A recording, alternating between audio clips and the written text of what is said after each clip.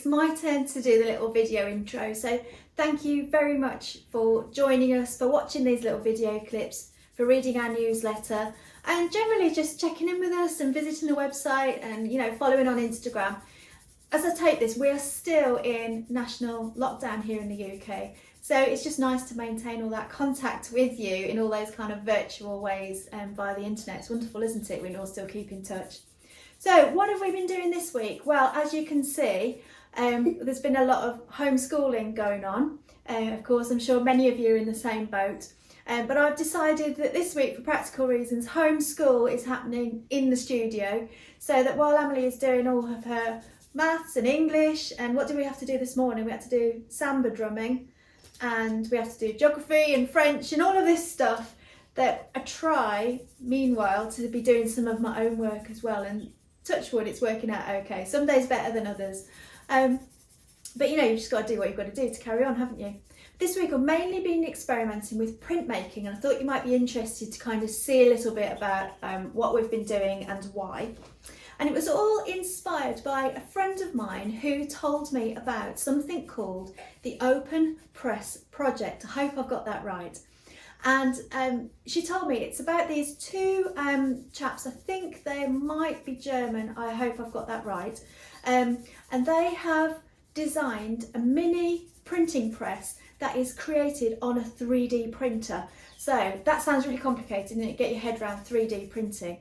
But anyway, it's fantastic, really. A 3D printer enables you to create these 3D objects out of different materials, but kind of plastic based materials. Anyway, what's wonderful about it is that they have made the files available on the internet for anybody to print their own printer for free. You don't have to pay for the files. Obviously, you just need access to a 3D printer.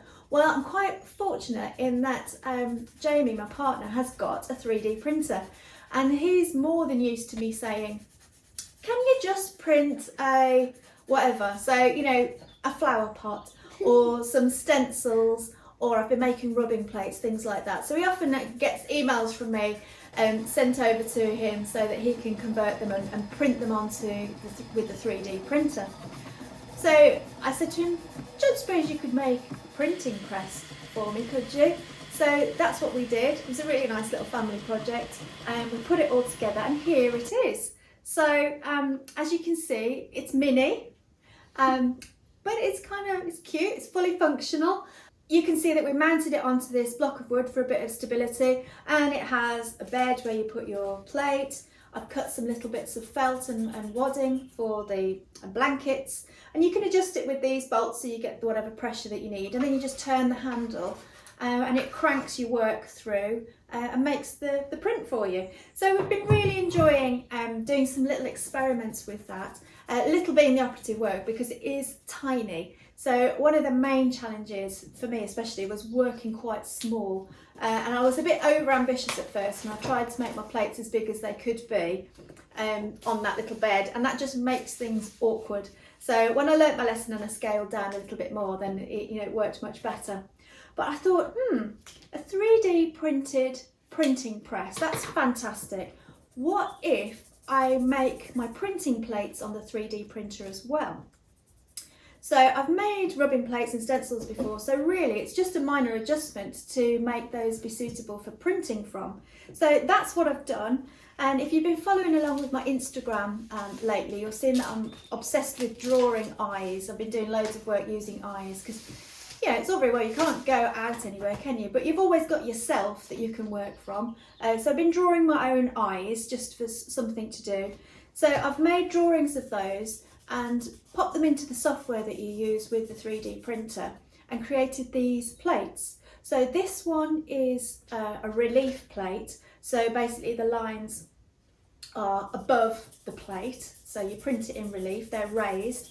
And then this version is an intaglio version where it's indented into the surface. So I've had mixed results so far. The relief ones worked really nicely. Here's one of those.